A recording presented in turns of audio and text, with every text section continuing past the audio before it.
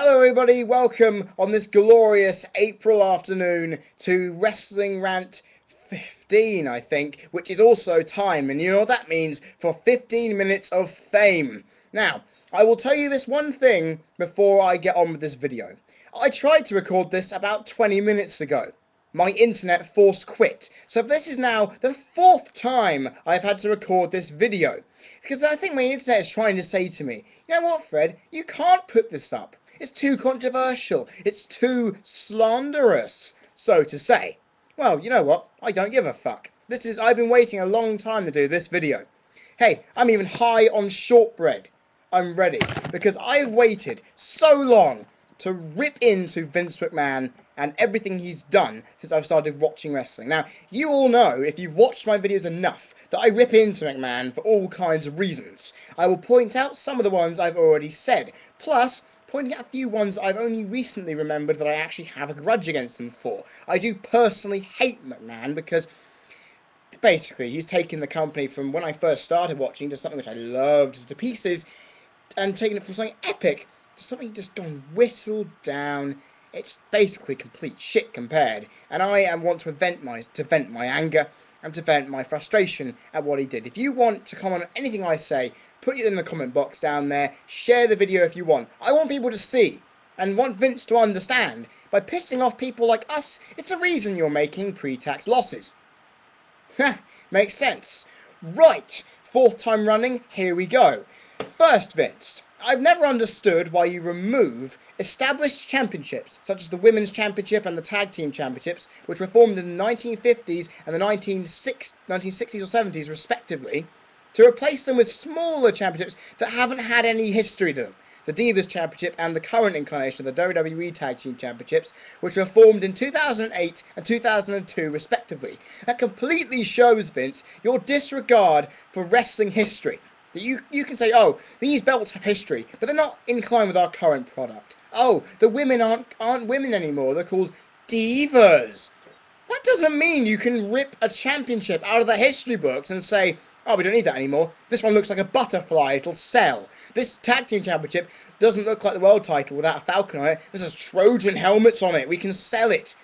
Yeah, if you're just doing that to earn money, you're a sorry-ass excuse for a human being. You can just erase history like that.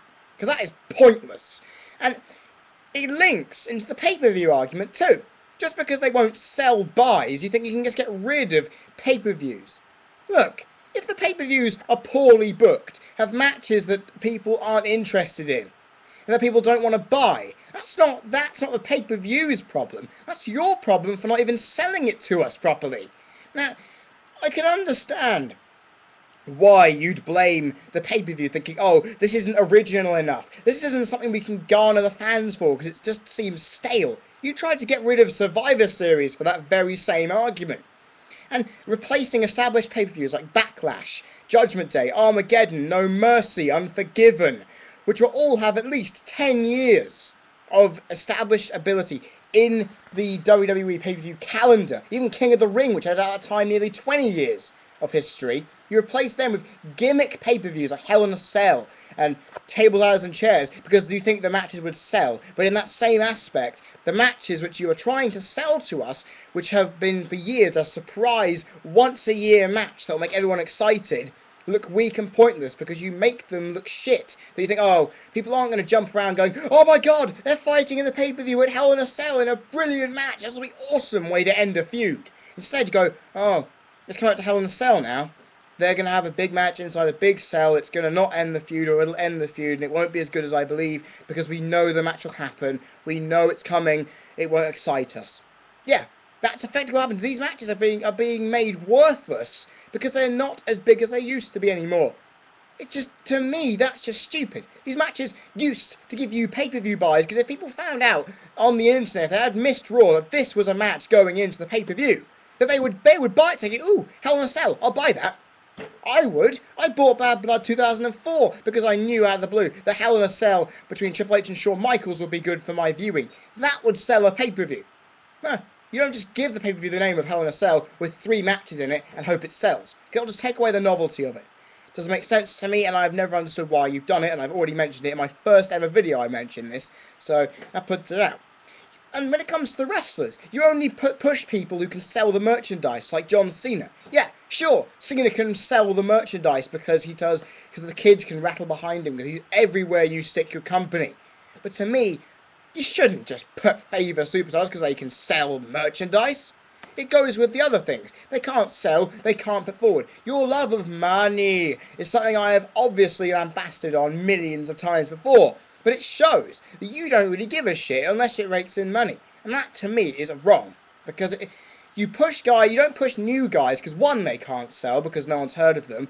Two, you think they'll fuck it up because they'll show their weaknesses and you then just bury them. The Nexus had a shirt. They had everything going for them. They were running with it. You didn't push them at the right time when they should have been. You didn't push Barrett to be champion when he should have been. And now they're being buried on as the core on SmackDown. Mr. Kennedy didn't fit. We had the problems with botching moves and getting injured a lot. You threw him out. He sold merchandise and was very popular. You got rid of him because you thought he would be a liability to you. Guys like Shelton Benjamin and John Morrison may be all technical ability and all flash because they didn't have the mic ability. They didn't weigh or be as tall as you think a WWE superstar should be. That it effectively meant that they wouldn't be allowed to go forward. Now, that is not a way you handle a company. Because guys who are popular with the crowd doesn't mean they have to sell merch to prove it. The Road Dogs were the second most popular in terms of merch sales behind Stone Cold Steve Austin in the Attitude Era.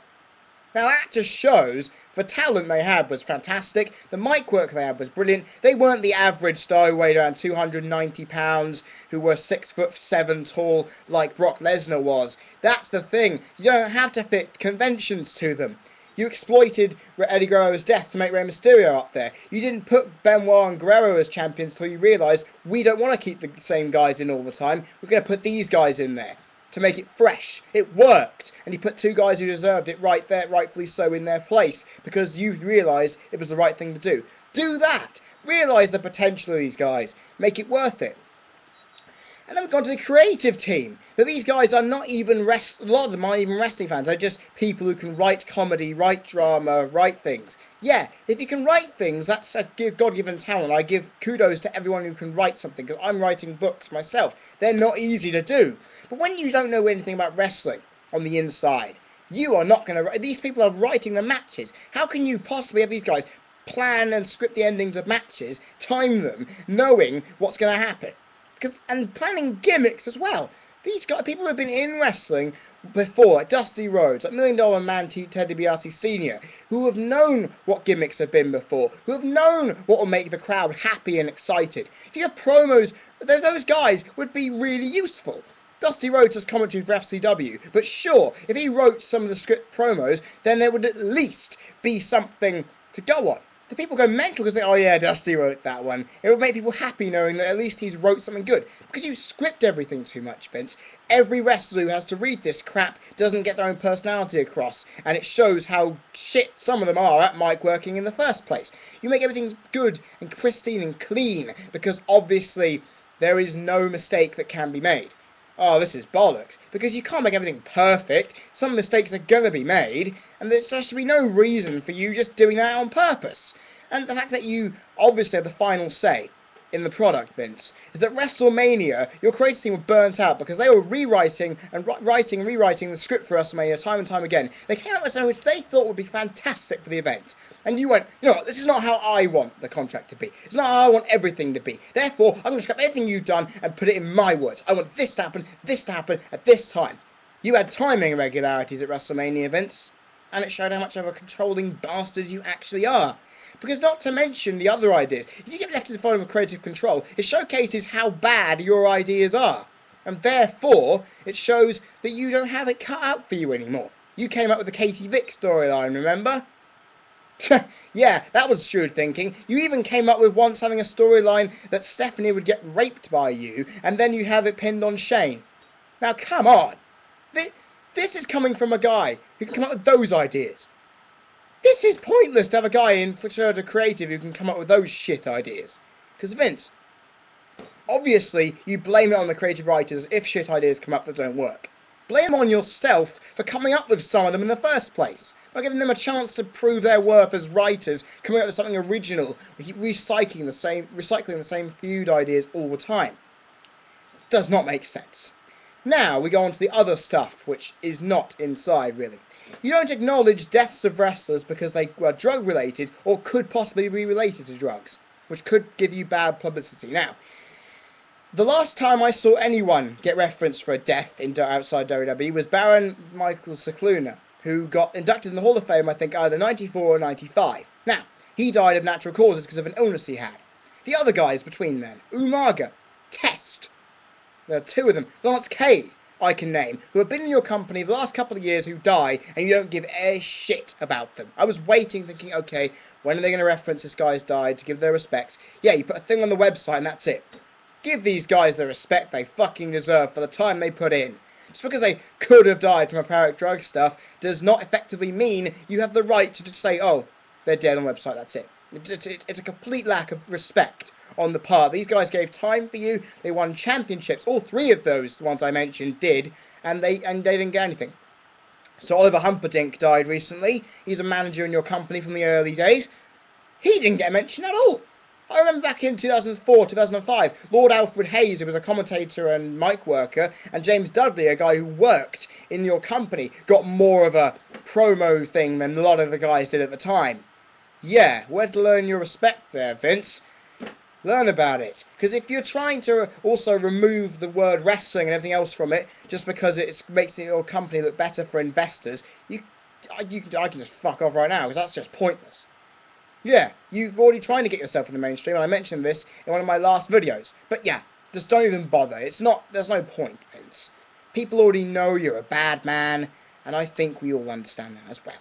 You don't even acknowledge other wrestling companies. I mentioned this in the other video I did about a couple of weeks ago. They are out there. You get a lot of your stars from there. And there's no point just thinking, oh, WWE isn't a world of its own. Therefore, we have the right to do what we want and say how history dictates itself. That isn't how it is, Vince. Get inside the real world and stop being inside your own head. Just not right. And you make promos more important than the wrestling. I don't want to see character development based on an hour's worth of yakety yak yak yak. I want to see the wrestling. Because some guys develop their personality by wrestling inside the ring, not just for their mic work. That's how Benoit's reputation got made. His ferocity in the ring made his personality. He didn't need to talk to sell himself. Think about it for a second, Vince. You need to give these people more time in the ring to hone their skills, and then put them on the mic when they feel they're ready. Don't just stick them on because it's the thing you do. Even though you're coaching these guys in FCW how to promo properly, which I think is a fantastic idea, I'd think it over before you do it. And this one pissed me off, and it pissed the World Wrestling Observer newsletter to give you the most disgusting promotional tactic of the last year, of hyping up your wife's Senate campaign on your own product because people were ripping into it for what you've done in the past. Yeah, looking at what you've done recently, that is awful. Because looking at this, your wife wasn't going to win anyway, because she obviously was just harvesting money into this campaign. Therefore, you had no right to put something which was completely unrelated to what we're watching on our screens. Trying to make it into a small little, oh, stand up for what you believe in. Yeah, I'm standing up for what I believe in. Good wrestling, good entertainment, which I don't feel I'm given right now, because Vince, you're taking too much from it, and it's not right. And finally, this is the most big point that I wanted to point out before I end this video, is that you make the divas and the women in this company look worthless because you hire in cheerleaders, lap dancers, Playboy models who have no experience at all in wrestling in any capacity. Now, I can obviously say that it makes the women's division very shit because you have one or two good ones, a lot of shit ones. Basically, these people would be better off giving a 65 father of two that you are, Vince, free sex or a lap dance, because if they sold that to the press, they get a lot more money than signing a contract and learning how to wrestle from scratch and realising how shit they are in the first place. And even if your commentator rips into saying how shit it is, yeah, that effectively means you've lost all touch with them. That is my rant done, everybody. Vince, I hope you fucking listen, because it's people like me who are sick of you and what you want with your company. Give us the chance to say what we want from this. If you want to share this video, go ahead and do it. Get this around. Everybody, I will be back next week for my look at the O2 Arena Raw and SmackDown events, which I will be going to. I'll see you guys next week. Have a good week. Ha!